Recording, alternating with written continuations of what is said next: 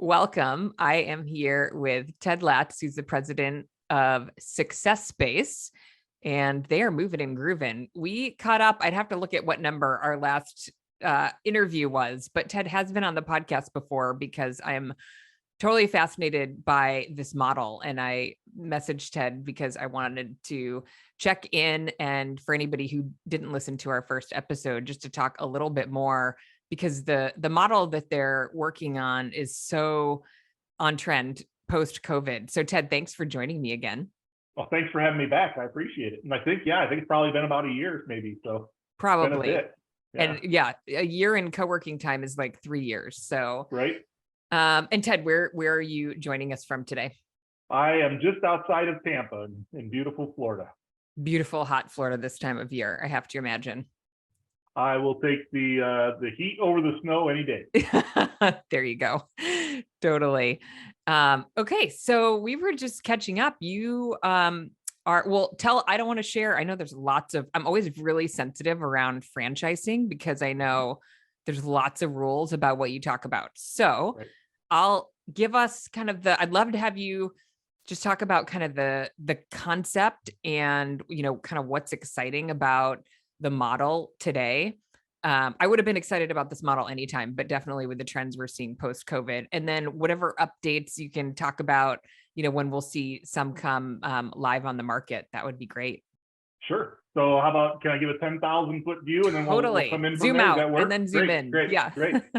So the concept, for those that maybe didn't hear before, standard co-working, the past has been maybe a 15, 20,000 square foot space. And I don't want to say that's for everybody, but that's kind of, the general sweet spot, and tended to be more downtown, major MSA type of situation. And what we looked at in light of COVID is, rather than being downtown, that major MSA, we wanted to go out to where people are working from their house. And so, seems to be a great need, with whether their dog's barking or their kids are yelling or whatever it might be, right? How do I get out of the house and go have my meetings or work or whatever it is? So our concept is to be what we call like on the on-ramp that they were going to versus getting off of. We want to be right where their grocery store, their workout facility, their dry cleaner, we want to be in that strip center where the 15-minute city. Exactly. Yeah. Exactly.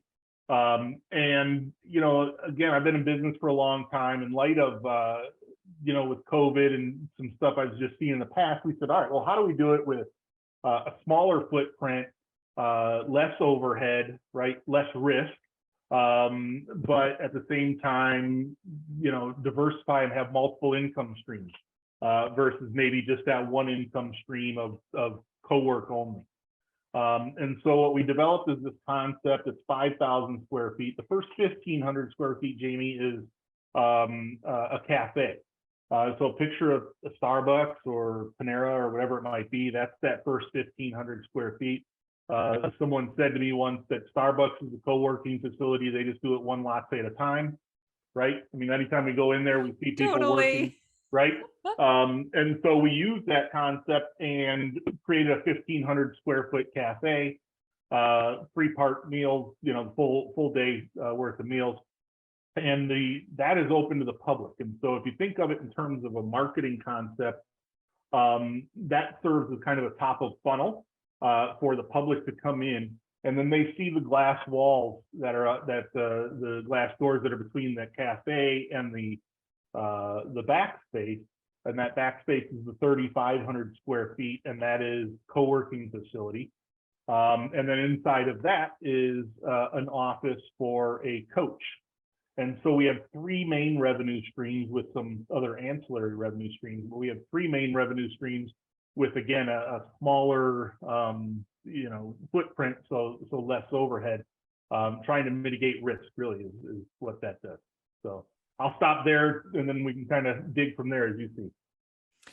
Yeah. I mean, I feel like one of the things that's changed a little bit since we talked last is, probably when we talked last, we were very optimistic about how everyone would want to get out of the house. Mm-hmm. And, post-COVID, everybody's sick of being at home. And I think it's turned out that a lot of people get used to being at home. And so like the bar has gone up to get people to leave home and work somewhere else to some Right. extent. I mean, I totally hear you about the dogs and the, all the distractions. And I think that's part of why I love your concept, because it makes it really compelling to leave the home. You've got the cafe. So tell me what's included. Can I get lunch at the cafe? What am I getting from the cafe if I work there, not Sure. just like open to the public? Yeah. So part of our goal is to capture someone for the entire day, right? So that's different from, let's say, your Starbucks or your Panera, right? Right. It tends to be you go in, you get your coffee, your pastry, you leave. Well, our goal is someone comes in, gets their coffee, pastry, breakfast sandwich, whatever it might be in the morning. Whether they stay in the cafe and work, or whether they say, okay, I'm going to go back into the co-working facility and work. They work for a while. Maybe they have a lunch with a client. So during the afternoon, we're serving flatbread sandwiches, sodas, coffee, all of that. Again, maybe go back in and work for a while longer. Come 4 o'clock, along with the flatbreads and whatnot, we have charcuterie trays, beer and wine. And so, imagine wanting to wind down a little bit before you head home. You can have a glass of wine, a charcuterie tray, keep working, and then head home. So our goal is to capture someone for that full day in the cafe. And so, and again, right, that cafe is serving as that funnel into the co-working area. Yes. I mean, the hospitality offering there, which is, I think, the other piece that has become, I don't know if it's a post-COVID thing or just like a people really want experience, and so having that built in as from a user perspective, I love it. Okay. So from an owner perspective, I love the diversified revenue streams.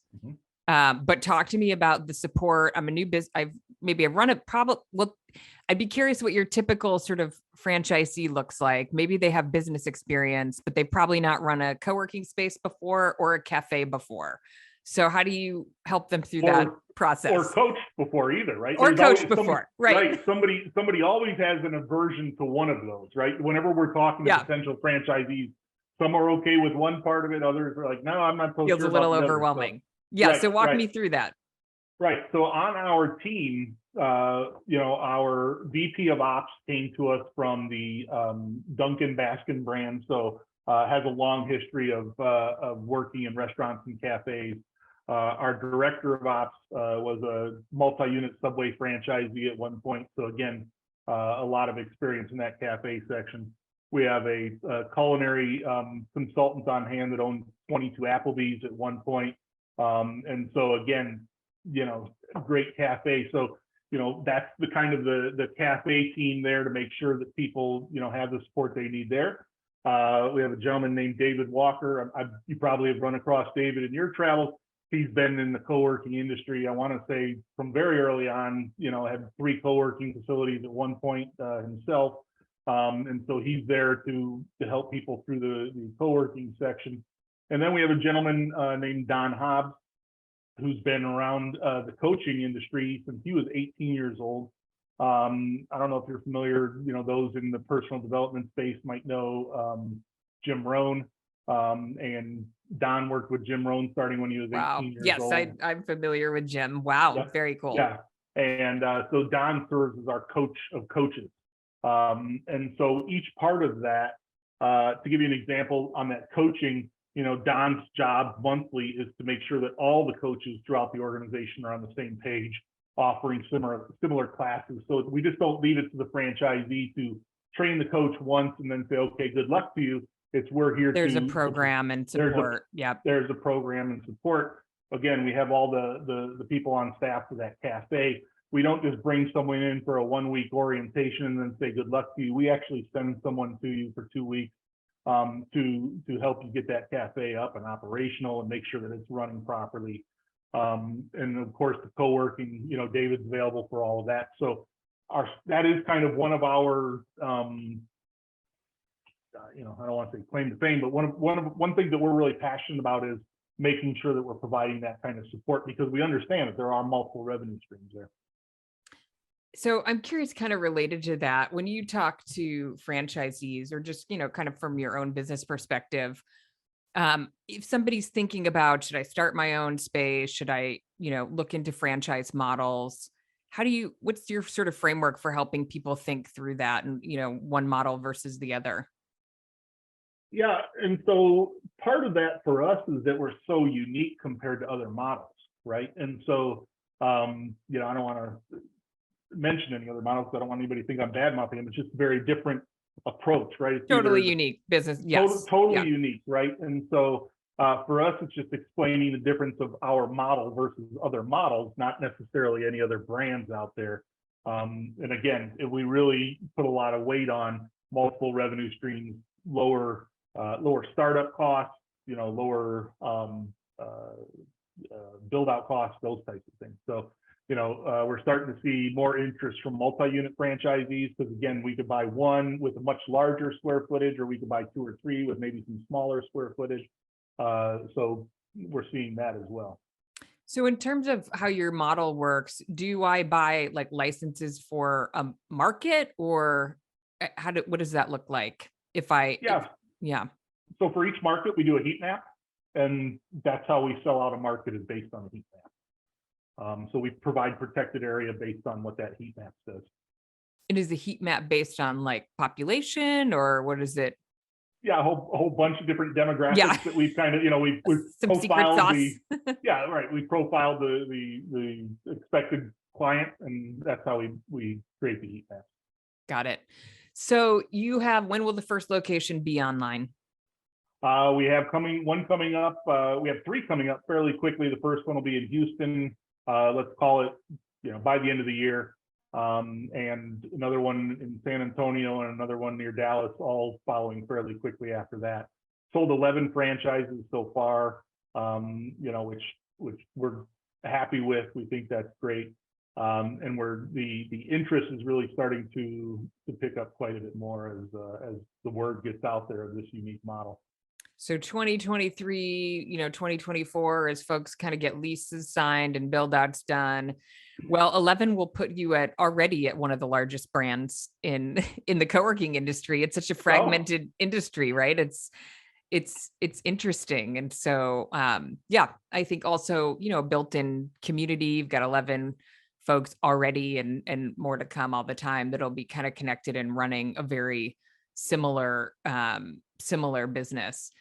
Speaking of coming online, this is probably hard to answer because it depends on how long does it take to sign a lease and build out and whatnot. How long typically, if somebody, comes and is interested in a franchise, does it take to, from like, I'm interested to I'm open? Yeah, and so that's an interesting question. It's in some markets taken longer than we expected. It was harder to find a space than we expected. Yeah, and the right space is so critical. So I'm sure you spent a lot of time on that, and that has to be okay, right? Because you just have to be patient and find the location that's the fit. Yeah, that's exactly right. That's exactly right. And so, in some locations it's taking a little bit longer. Other locations it's moving faster. Also depends on whether the franchisee wants to lease their space versus own their space, own a building, that type of thing. Yep. So all of those questions are coming into play. In fact, our VP of Ops is in one of our markets today. I think for probably the second time or maybe even third, looking with the franchisee at spaces. So they support the location search. We do. Mm-hmm. Yeah. Okay. Yeah. Our VP of Ops flies in, and talks through the various spaces, the pluses and the minuses, so that the franchisee understands, why we're suggesting one space versus another, whatever it might be. Yeah, because you have some additional variables in order to be successful, especially I would guess with the cafe piece.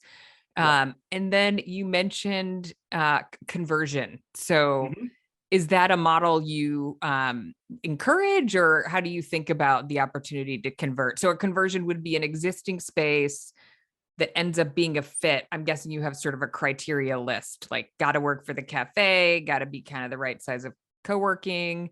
Yeah, got to be on board with the coach. Yeah, talk about that. Yeah, and I think so. We've just started really exploring this concept in the last maybe the last few months, Jamie. And I think we'll probably end up, as time goes on, maybe 10% conversions and 90% Okay. fresh start. But basically, yes, if someone has a co-working facility already in place, we can look at that and, is a full-blown cafe what's necessary in that facility, or can we maybe do a different type of cafe in that facility that Okay. that helps with that conversion, still provides the coaching revenue stream, the Yep. co-working revenue stream, and maybe a smaller cafe type stream versus a full-on Yep. cafe. So we're open to discussions with people because we've explored different models and looked at the different revenue streams based on conversions and size and whatnot. So your operations team will kind of take a look and make some recommendations. Yeah, Right. I think that's a really interesting opportunity because it diversifies the revenue stream, right? And for the size that you're talking about, you have to optimize that. And I also love you're optimizing the day parts. Is the cafe open on the weekend? It is. Oh yeah. Okay. Yeah. Yeah, and that cafe is open from 6 to 9 during the week. I mean, it's again, if we're serving beer and wine, there's Right. going to be people that want, to stop in, just have a nice glass of wine and relax. So most definitely. Yep. And the other interesting part, which I really love about the model, is the coach, because that coach, when you think about being kind of ingrained into a community, that coach, when you think about in Florida here, we have lawn services, pool services, and they might be one person operation, or any other type of small business. Who do they really talk to about their business, right? And that coach is there to not only coach entrepreneurs, but it's also there to coach employees, corporate executives on personal development.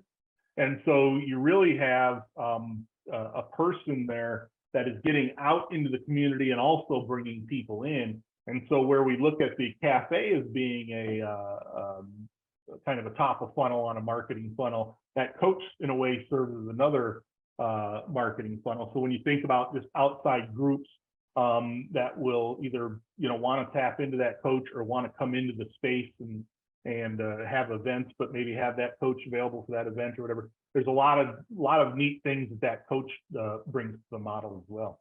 Yeah, and organically and right. in the space because they have the meeting room access. And I hear a lot of operators talk about joining groups like BNI, which it's an incredible BNI, investment Rotary, in time, yep. and it's outside of the space.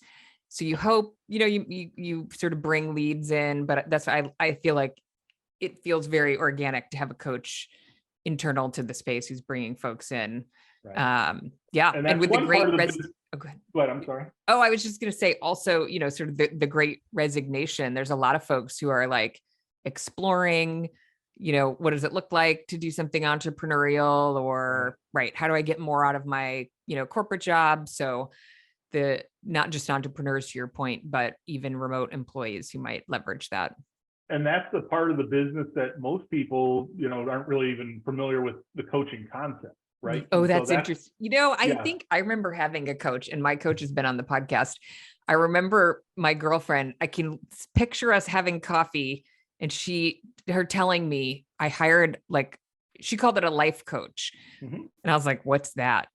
This was probably maybe 2010 or 2011, had never, and my coach was the one who introduced me to Success. I used to be a big Success. Wait, you have to tell me, will the magazine ever come back?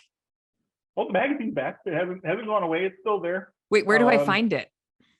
Success.com. You can go to success.com. And I mean, it's in stores as well. But I mean, if you're just looking for a subscription, you can go to success.com. Yep. Okay, perfect. And that will be part of the decoration of the spaces, will be new and old magazines. So we went back and found magazine, Success magazine's been around for 125 years. The vintage, so that's amazing. Wow. Yes, we went back and found vintage covers, and so we'll have some of those in the space along with the new covers as well.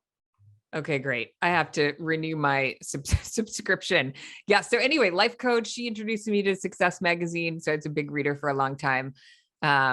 But to your point, like a lot of folks just don't still, I guess it's still kind of a new concept, this idea that you would invest in somebody to see things that you don't see or help you kind of work through something.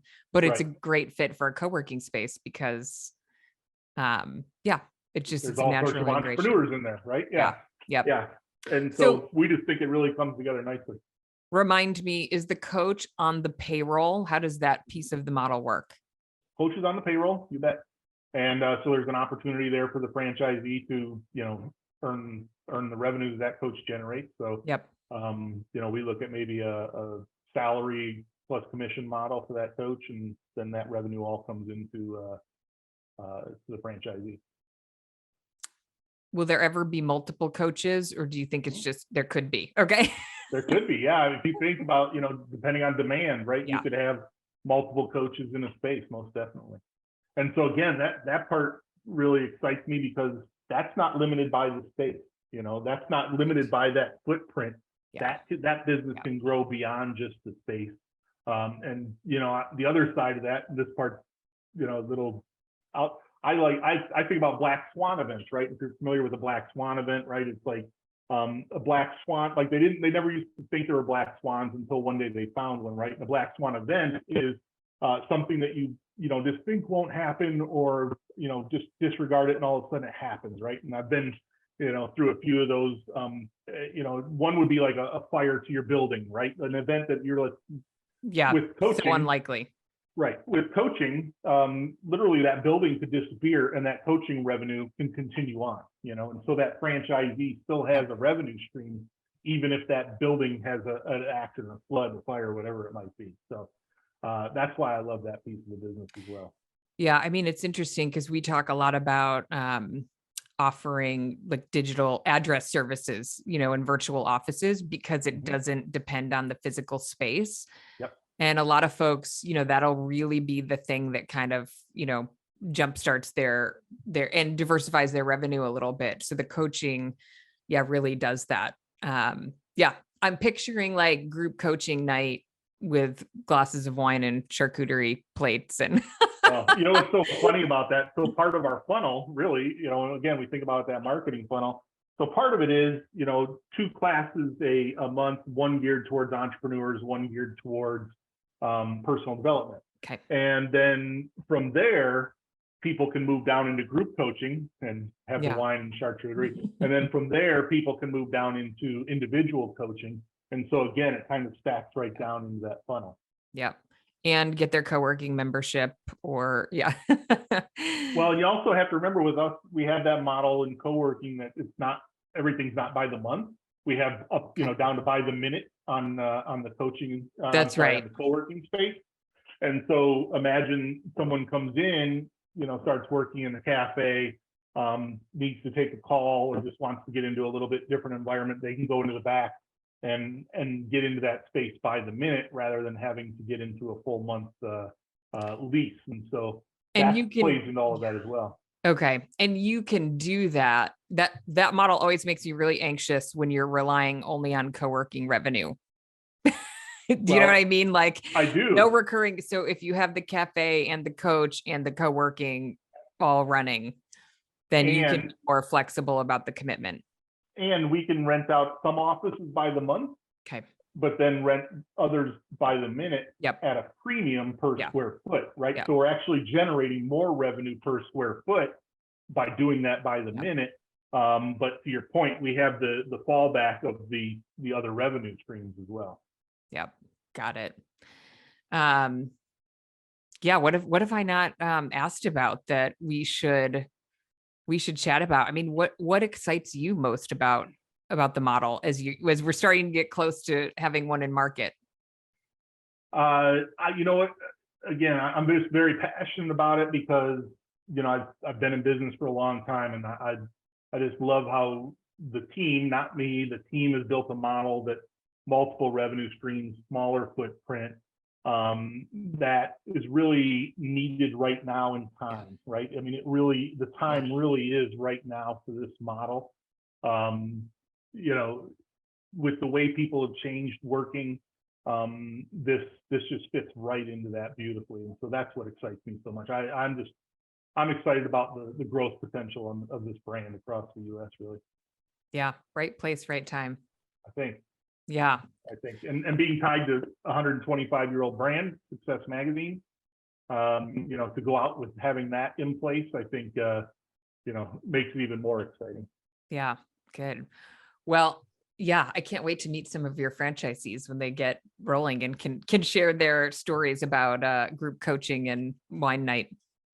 Well, we've started to do videos with some of our franchisees. So if you watch our YouTube channel, you'll start seeing videos every Oh, week or good. two with franchisees, just kind of a chat between myself and the franchisees on just like this. What do they like?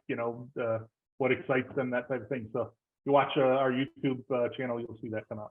Okay, I'm so glad you mentioned that. I will. We'll tell it for anybody listening. What's the handle for the YouTube channel? Oh, you put me on the spot on that one. I know. Well, My okay. PR team's handling that one. I'm I sure it'll be on our will website as well. totally. Yeah, and I'll put it in successfranchise.com and yeah. Yep, I'll put it in the show notes also. So, Yep. I will subscribe so I can check that out. Awesome. Good. Well, thank you for the update, and we'll have to have you back early next year when you have some real life stories to share and can tell us how it's all playing out. Yeah, I look forward to it. I appreciate what you do here. So this has been a lot of fun. Yeah. Well, I mean, like you, just love the industry, and I love all the new opportunities that are coming to the folks who are people get really passionate. I think they'll maybe see their first co-working space or have an experience with one, and then they want to do it, but it's an overwhelming process. So Right. yeah, it's exciting as the industry evolves that there are new opportunities coming for folks. So Yep. great. Yeah, we'll put all the details. We'll put your link to your website and where people can find out more if they're interested in the brand and the franchise, and of course the YouTube channel as well. Awesome. Thanks, Thank Ted. you.